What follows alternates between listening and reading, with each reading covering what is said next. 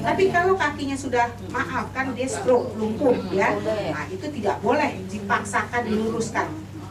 Itu hukumnya haram dan dosa besar. Kalau dia masih hidup, kemudian stroke, kakinya masih udah bengkok, sudah dia meninggal. Memang aslinya dia lahir tidak bengkok, tapi karena dia stroke, posisinya dia bengkok. Nah, setelah dia meninggal, banyak kejadian. Ini banyak sekali kejadian di orang-orang yang memandikan jenazah tanpa ilmu syar'i, dia betok, itu nggak boleh.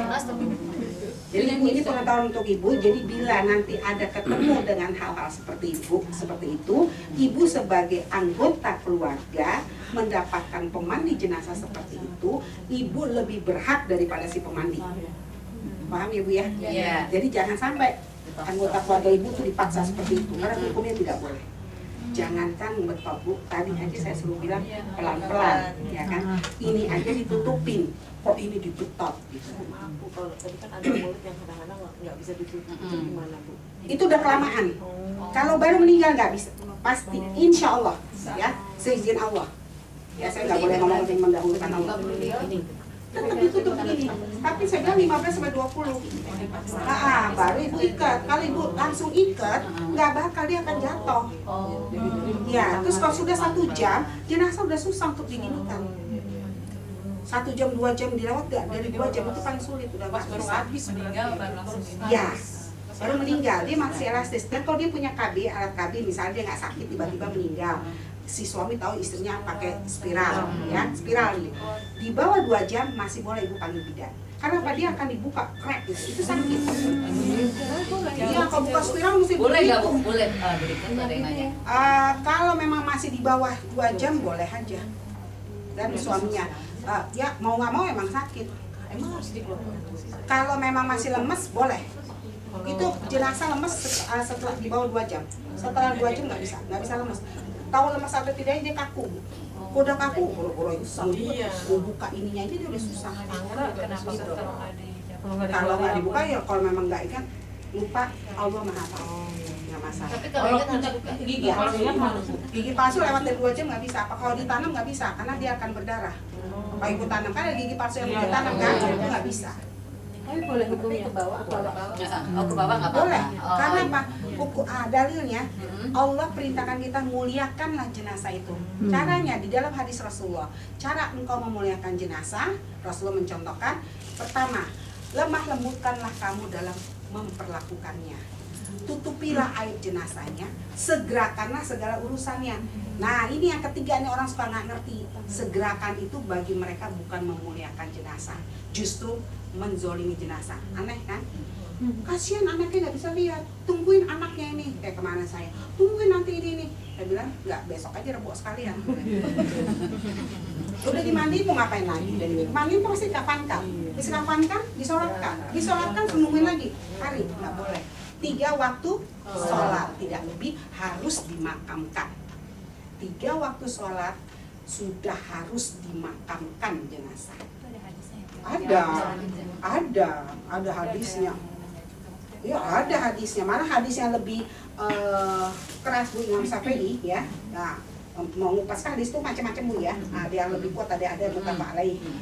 Yang paling kuat sebetulnya tapi saya bisa memakai yang 3 karena diperbolehkan. Karena kondisi sekarang, kondisi lihat Rasulullah mengatakan kondisi dari ini. Tapi yang paling kuat itu mazhab Syafi'i, Imam Syafi'i, 2 waktu sholat. Bayangkan ibu meninggal asar, maghrib, isya. Iya. Nah, sebelum subuh udah harus dikubur. Ayo. Atau ibu pengikut Imam Syafi'i Indonesia. Iya. Ayo. Indonesia kan ngomongnya gitu. Saya mazhab Imam Syafi'i. Nggak tahu ibu baca buku banyak Bu, dia apalagi book fair dekat tuh Bu. Baca yang mazhab Imam Syafi'i keras semua Bu, nggak ada yang nggak keras. Malah pelaku zina mati oleh Imam Syafi'i. Iya. Bu, kalau misalnya kan itu kalau misalnya kaku pas lagi demo, Ya kan celana, baju atau celananya boleh. Oh, enggak. Boleh digunting. Kalau sudah kaku, boleh digunting. Misalnya ibu ketahuan nih, orangnya udah kelamaan, baru tahu anaknya apa pembantunya doang, susah dibuka. Yang penting Bu, memuliakan jenazah itu lebih utama. Lemah lembutkan perlakuan kepada jenazah. Jadi kalau kita betok kan lebih sakit, lebih baik kita gunting. Itu namanya melemah lembutkan, memperilakukannya dengan lemah lembut. Intinya itu Bu, 3 itu. Dari 3 itu bisa berkembang semuanya, ya Bu ya. Oke, setelah udah, ini jenazah udah bersih, udah kita lap, udah kita buka baju, barulah kita gotong, taruh disemayamkan. Kalau motong tadi, Iya. saya terlambat katanya. Iya. Jadi kalau mulutnya terbuka kan otomatis selang air masukin ke hidung, nggak boleh, mandiin. tidak boleh. Dia tutup gini ya? Tidak boleh sana. Ini yang Ibu lihat itu, maaf, itu tidak ikut aturan Islam. Secara syar'i Islam tidak boleh memasukkan cairan ke dalam hidung maupun mulut. Tapi itu dari yayasan Kamboja begitu, masukin Ya, itu itu keluar. urusan dia Bu. Yang penting tugas saya adalah memberitahukan, menyiarkan ilmu yang telah Allah berikan kepada saya, yang telah Allah berikan kesempatan untuk saya amalkan, yang saya tuntut secara Islami dan secara kafah, itu harus saya sampaikan. Nah, selanjutnya terserah Ibu mau pakai Kamboja, up to you, what do you want? Your life is yours. Kalau saya bilang, bersihin bagian mulut yang terbuka sama nanti kita ada prakteknya. Oke ya, sekarang ini dulu ya.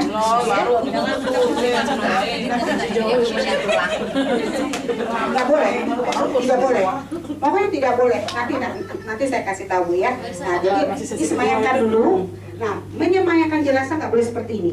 Harus lembut, tidak lebih dari 20 cm dan tidak kurang dari 20 cm. Kira-kira lah. Apanya? Alas bawahnya. Kalau orang Sumatera tuh kainnya 3, 7, 14, 21, 28, nah terus saja. Ya, 29, 27, 29 terus sampai dia jenazah itu tidak sakit letakkan di ubin. Kasur boleh. Spring kecil kasur apa-apa. Bisa lah. Boleh Bu ya. Menghadapkan kiblat ya. Tadi Mbak Ibu ngadep sholatnya ke sana. Jadi kepala di utara, kaki di selatan. Bukan yang begini. Ibu berdiri begini, terus naruh jenazah meninggal begini, salah. Harusnya kepala di utara, berarti kepala di kanan, kaki di kiri. Kepala di utara, kaki di selatan. Kaki di kiri. Utara selatan, ya? Iya, Posisi begini, kan harusnya begini ya. Ya, bukannya naruhnya begitu, kepala di sana, kaki di sini, karena sholatnya ke sana, kiblatnya. Salah Bu ya. Kenapa? Dasarnya apa? Meletakkan jenazah di makam itu adalah bagian kanan tubuh di bagian bawah, kiri di atas menghadap kiblat. Itu dasarnya Bu ya. Nah, setelah udah kita letakkan, nah baru kita cari baju abadi. Mau cari mana, di toko kembang, terserah.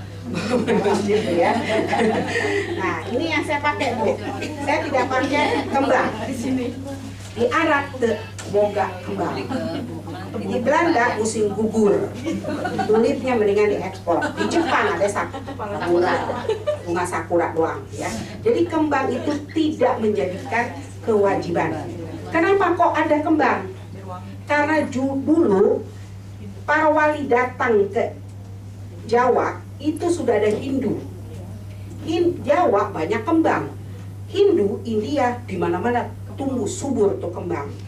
Ya Bu ya.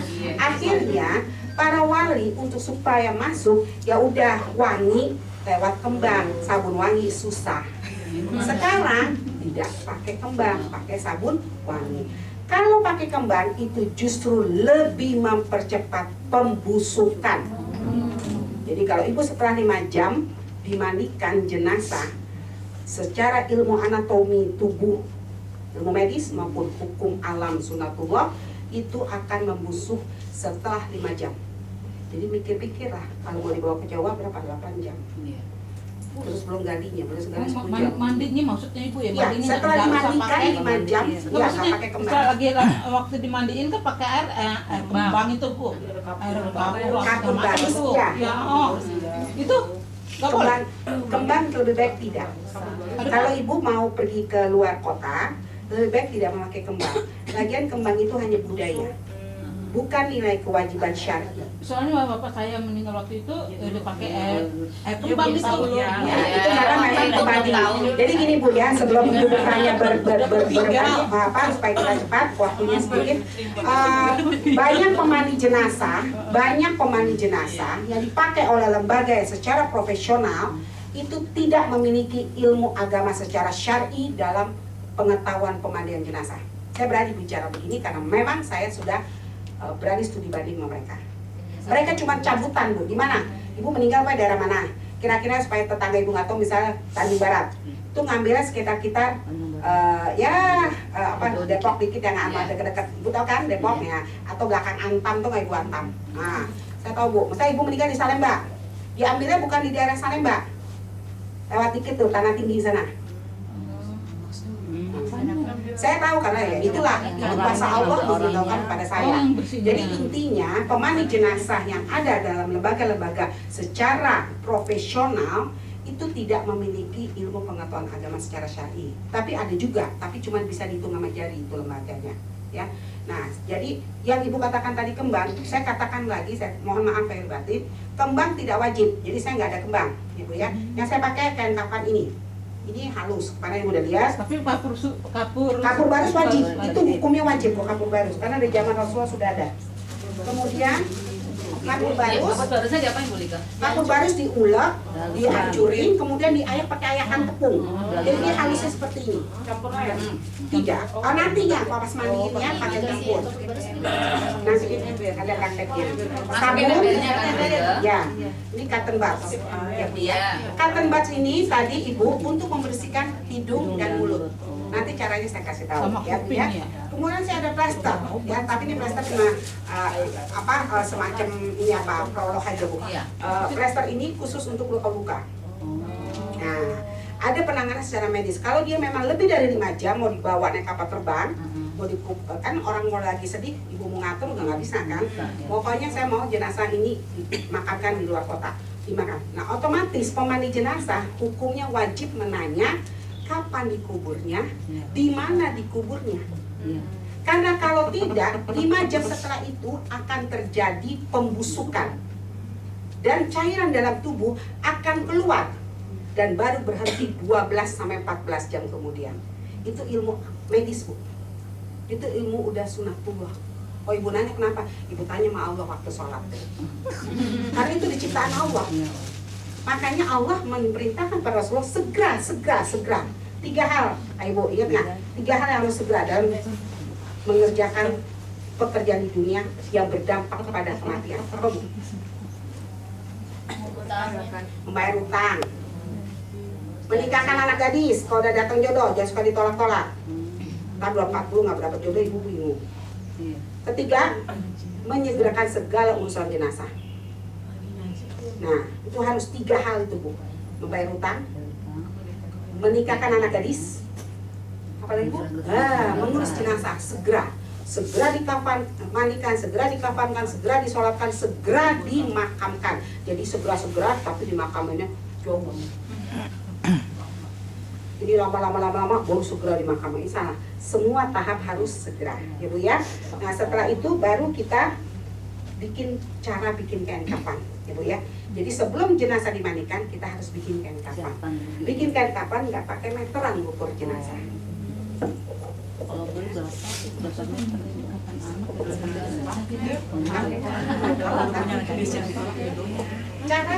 Caranya adalah kita ambil pinggiran kain kafan,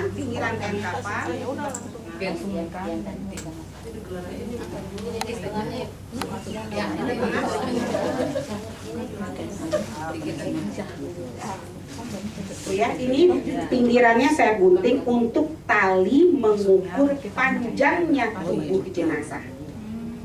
Siapa mau ngerasain sobek silakan.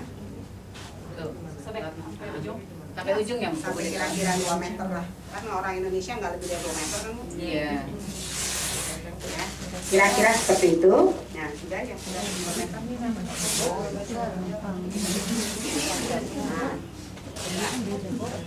Kita potong sedikit. Terus sekarang Mbak Indul yang biar pintar. Pegang dari ubun-ubun sampai ke jempol kaki biar pintar. Ini tali. Taruh di ubun-ubun. Sini. Ya, terus sampai jempol kaki. Ya. Betul. Itu cara mengukur jenazah untuk membuat kain kafan. Tambahkan 4 jengkal. Ibu tambahin 4 jengkal. 4 jengkal begini Bu, bukan begini. Ya. Jari ibu kecil banget ibu. Nah, 4. Ibu kurangin sejengkal lagi karena ini manikin, bukan manusia biasa. Jadi kita nggak pakai Kalau saya. manusia 4. 4. Iya. Kalau manikin 3 aja. Karena patung. Gitu ya. Oke, sudah. Ini adalah untuk cara kita mengukur lapisan pertama. Nah, kan ada 5 lapis kan? Nah, ini lapisan pertama. Tolong Mbak Yu, berdiri Mbak Yu. Nah. Kemudian ukur kainnya. Tadi mana yang udah? Ya, sepanjang tali itu. Ya. Terus, ayo Bu, bantu biar kita waktunya. Kira-kira ya. Terus sampai tali itu. Tadi udah ini talinya Bu ya. Bukan ini ya, nggak salah ya. Nah, kasih tanda. Gunting dikit. Jadi kurangnya sejengkal tadi Bu. Sudah. Ya kalau kepakai soalnya Tanda, ya. tadi melambai-lambai lagi. Panjang ya. Gunting ya. Ini lapisan pertama tapi 2 lembar. Bikin lagi ke sana Bu. Oh. Kenapa? Karena nanti ini Pertama, 2 lembar. kain ini lebarnya cuma 1,15 m. Kalau buat yang 2 Digolongin tuh Bu bagian bawah. Ya. Dia bawa Nanti. Iya kayak saya, ini saya misalnya Heeh. kalau ini kan kalau saya nggak jadi kendala ibu nggak ada dalam untuk waktu kain kapan nggak masalah karena saya punya standby. Nah biasanya biasa kena meninggal kayak gitu. Saya pelatihan kemarin di Bogor atau dia dekat perbatasan Bogor, besoknya dia meninggal. Saya pakai. Masih sobek ibu ya. Nah sukanya sobek. Kalau sobek harus yakin. Ya. Nah kalau jauh boleh keras gini, tapi karena ini masalahnya rumah BTN, bangunan timbang nempel Bu, jadi gitu. Iya. Ini nyobeknya begini caranya nih. Kalau nyobek kain dekat jenazah tidak boleh kayak tadi seperti ini. Oh, tira. Lembut. Kenapa? Kemarin sudah saya ceritakan. Ruhnya berjalan dari langit ke-1 sampai langit ke-7 dan dia memperhatikan dan jasadnya masih ada di sini. Kalau malaikat penjaga pintu langit tidak memperbolehkan dia masuk, ruhnya diapakan oleh Allah? Lemparkan kalau dibanting dilemparkan Bu ya. Tidak salah ngomong kan, waduh Bu Dika ngajarinnya dibanting ya. Jadi caranya pelan ya Bu ya, itu adab ya Bu ya. Nah tolong ininya luruskan. Ini namanya lapisan pertama ya. Pusing Bu.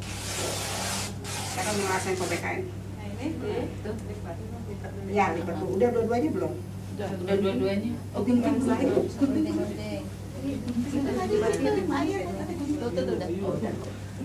Ya. Nah, ini namanya lapisan pertama. Sekarang lapisan kedua adalah jilbab. kalau perempuan kan. Cara buat jilbab kita tekuk segitiga. Nah, coba tekuk segitiga sayang. Gimana tekuk segitiga? Yang pinter. Karena ke perempuan kan pinter, dia nggak bisa lihat, dia bisa aja model-model desainer. Teman-teman model ya Bu. Nah, oke, kasih lihat ke bentuknya begitu Bu ya. Nah, ya seperti ya, seperti itu Bu. Ini adalah lapisan kedua kerudung. Hadisnya ada jelas Bukhari Muslim Ibnu Ummu Salamah. Rohnya mau cepet-cepet. Rohnya. Ya nggak apa-apa sekarang cepet dong patuh. Nanti. Kalau aslinya nggak boleh sekarang nggak boleh cepet nggak keburu waktunya. Ya. Ibu ya, kita tidak ada sistem jahit. Semuanya tidak ada sistem jahit. Nah, ya, maaf. Ya sudah segitiga, kita lipat lagi 2. Lipat 2, kemudian turun dari lipat 2 Bu, kira-kira 30 cm. 30 cm kita gunting untuk masukkan tali. Sekarang masukkan tali. Salah satu tali masuk.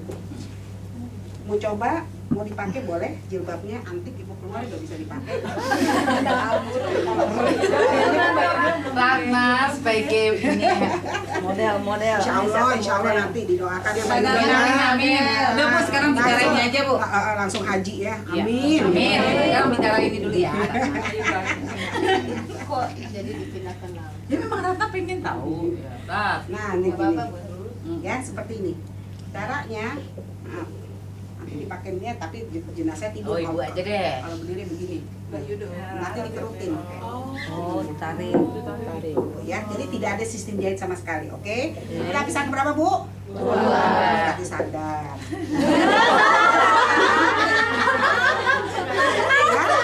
Lapisan ketiga, berarti nyimak ya, Bu ya.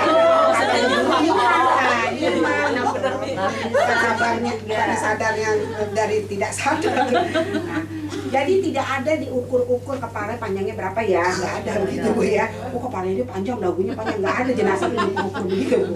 Yang diukur hanya dari ubun sampai ujung kaki tambahkan 4 jengkal ya.